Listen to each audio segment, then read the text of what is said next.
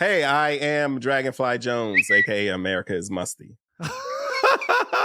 I am the Jethro Jenkins, aka John. I'm Gardy B, and this is the Jenkins Jonez YouTube channel. We've got fresh YouTube exclusives dropping every week. Like and subscribe so you make sure you get everything in your feed. Let's talk about Isaiah Thomas going on Draymond Green's podcast. And, you know, Isaiah Thomas has got a really good brand as a dude who is not full of shit. You know what I mean? In any circumstance, with any person on the other side of the table, he's going to tell the truth as he sees it, for better or worse.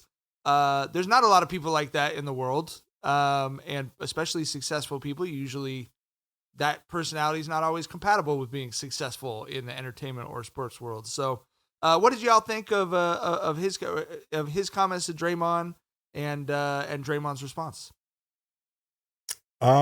I feel like Draymond has said this before, right? Like I think he said it was with JJ Redick. I remember he said it at like a live taping of a podcast where he was like, after the 2016 finals, we knew that LeBron was coming, that the Cavs, had us figured out in a way that it was not going to be a cakewalk with these dudes, anymore. And Draymond has said that himself. And, Isaiah said the same thing, basically, just kind of reiterated that point. But, I think it speaks to a bigger point. And I don't know if the whole, we're done with the 90s shit that these Gen Zers on, if that's going to be on the rundown for today. But I feel like it ties into that. Yeah, I feel like it ties into that because Isaiah, it feels like he's picked up the mantle as a truth teller of sorts, as someone who is not going to let mythology erase people, right?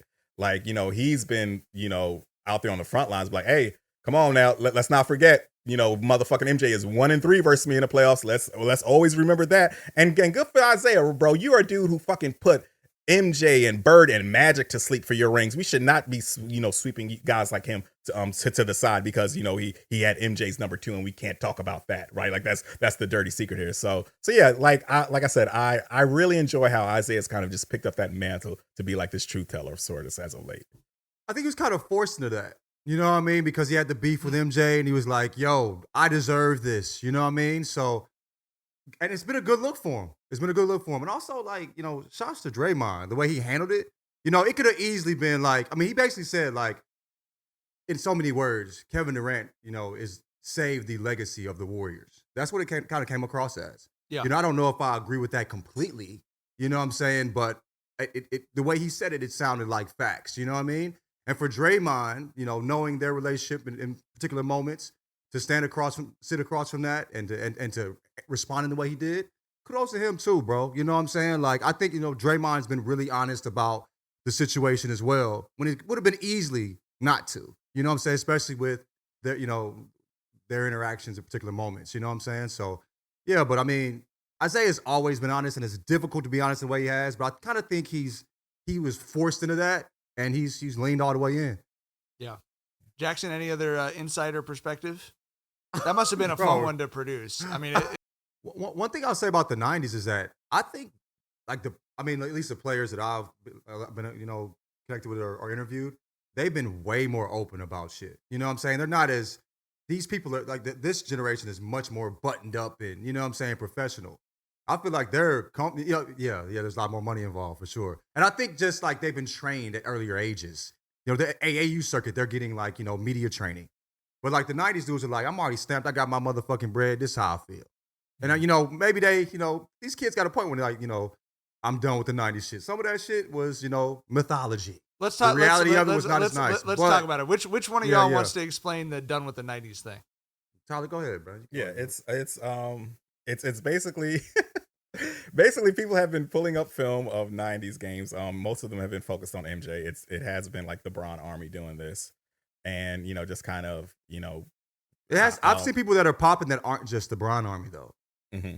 You know what I'm saying? It's been like a lot of like young people, like Steph Curry fans and all of that, too. Like, but go ahead, go ahead. Yeah. It's, look, 90s basketball was brutal at times. Like, we were, you would see playoff games where the final score is fucking 88-84, right? Like, it was brutal basketball at times. And, I think that this is kind of like just a hilarious overcorrection to like a legit grievance and a legit consistency in some of these like GOAT debates. And I feel like that inconsistency, like, you know, to take MJ and LeBron, for instance, is that, you know, whenever there's the discussion of MJ versus LeBron, it's always framed like we're weighing the best of MJ versus the worst of LeBron, right? And what I mean by that is in these discussions, MJ's career always gets condensed down to just his 6 championship seasons. While with LeBron, we're talking about his whole body of work. We're talking about, you know, all 21 years and how he's got 17 seasons where he didn't win a championship. And we hold that against him in a way that we do not do the same thing for Michael Jordan. So I feel like this is like an overcorrection there where it's like, no, let's take in the whole body of everything. And, you know, I won't argue with anyone who has MJ as the GOAT, right? Like MJ was my GOAT for 20 plus fucking years until in my eyes, LeBron surpassed him. But all I ask is that when we have these debates, let's use the same parameters for everybody, right? So if we're only evaluating MJ on his championship years, if we're only evaluating MJ from 91 to 98 when he won his first and his sixth, then let's use those same parameters with Bron. Let's only discuss Bron from 2012 to 2020. But that's not how these conversations go, right? We afford Michael Jordan way more benefits in these discussions than we do any other guy in the GOAT conversation. Like, for instance, we all know that MJ's six rings are heavier than Bill Russell's 11, right? Because MJ played in a more competitive era. But we do not give LeBron that same nuance, that same benefit, right? LeBron has played in a way tougher era, and we do not give him the same nuance that we give, you know, MJ in regards to why MJ is better than Bill Russell. And not only that, we pretty much just flat out erase MJ's shortcomings, right? And on the other side of that, people will turn LeBron's achievements into shortcomings, right? Like, it's rarely mentioned how MJ never won a single playoff game without Scottie Pippen. Not a playoff series, a single playoff game. That man was 0-9 all time in the playoffs before Scottie came along. And, you know, 3 first round sweeps back when those series were first of fives. But then it gets held against Bron that he went to 11 finals, right? And it's just like you know what I'm saying? Right. I appreciate, you know what I'm saying? Like I said, I do think that they're wilding a little bit, but I feel like, you know, sometimes you got to combat foolishness with foolishness. Like I said, it feels like a hilarious overcorrection to some shit that I think we do need to legitimately address. I think and that's a t-shirt. Volume people, that's a t-shirt, combat foolishness with foolishness. That might be Jenkins Jonez motto right there. Sorry, John. No, it's good. That's good. And you're right. It is a t-shirt. That needs to be pointed out. Let's get some bread. You feel me? Added them racks Tyler just came up on. You know what I'm saying? You feel me? Some more shmoney on top of the shmoney. You feel me? But I do feel like we need to highlight that Jordan is Jordan. You know what I'm saying? Like, my nigga. We can't, yes, the 90s basketball was brutal, but Jordan, regardless of what fucking era, there could have been a league above this league, and he would have been a fucking dog in that motherfucker. Charles Barkley. Fucking, you know, Elijah Wan. You know, these guys, like, bro, you know, those were really ones. You feel me? So, like, there is a little bit of overcorrection, but I do love that you're like, hey, man, like, it wasn't what we thought. Like, a lot of these dudes grew up based off what other people were saying. They were seeing the YouTube highlights and we're actually watching the games like we watch the games. We saw that shit. You know what I'm saying? And we, you know, most people that, you know, are reasonable can look at basketball now and say this is a much higher level of basketball, much more competitive. And so I love that they're seeing that, but I don't want, like, Jordan is Jordan, bro. Like, we can't minimize what he fucking did in the game. He would be a dog. I mean, he'd be just competitive now or in 10 years from now, I believe. You feel what I'm saying? So that's where I'm at with it. But I think it's funny as hell. I love the recaps. It is just cool seeing, like, the genuine shock on these kids' faces when they're like, this is what I was arguing on Twitter for? That LeBron couldn't, like, KD didn't have the, you know, the ability to compete. LeBron couldn't compete with this fucking white guy in goggles that's fucking 6'6" playing the center. You know what I'm saying? Like, so I do love that. I do love that. Yeah. And like I said, it feels like an overcorrection that was needed a bit, because as someone who's been in the trenches, you know, arguing how LeBron is the GOAT, it was always odd to me when I would see a little 23-year-old pop up and say, no, it's Michael Jordan. And if you have, the deeper the discussion I would have with someone in that age group, you get down to the fact that they just hate LeBron. That's why they're siding with Jordan here, right? And I'm not going to say that there aren't youngins out here who have, you know, grinded the film, watched the YouTube clips, watched full games of MJ. And if you've come to the conclusion there after doing the homework that MJ is the best basketball player of all time, and it's not rooted in your hate and disdain for MJ, for LeBron, then hats off to you. That's some student in the game shit. I commend that. But so many times it was just so weird to me to see youngins siding with someone who wasn't from their generation to shit on the best player they've seen in their generation. Like we didn't do that. Like when MJ was, no one our age was bringing up Kareem and GOAT conversations because they didn't like MJ. You know what I'm saying? That was just not how shit moved. Like that was something that was weird to me. And now I'm like, okay, finally the kids are being kids again. They're shitting on eras before them. That's what young people are supposed to do, right? So yeah, it's that angle there too. That's how big Michael Jordan was. He disrupted the gravity force of young people thinking that all old shit is lame.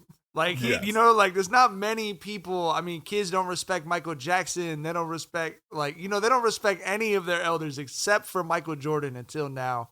And God bless him. Because it's time, bro. You should never have a 23-year-old arguing with someone in their late 30s that what the person in their late 30s saw was better than what the person in their early, like, that's not the natural order of things. You know what I mean? We're evolving backwards when we do that.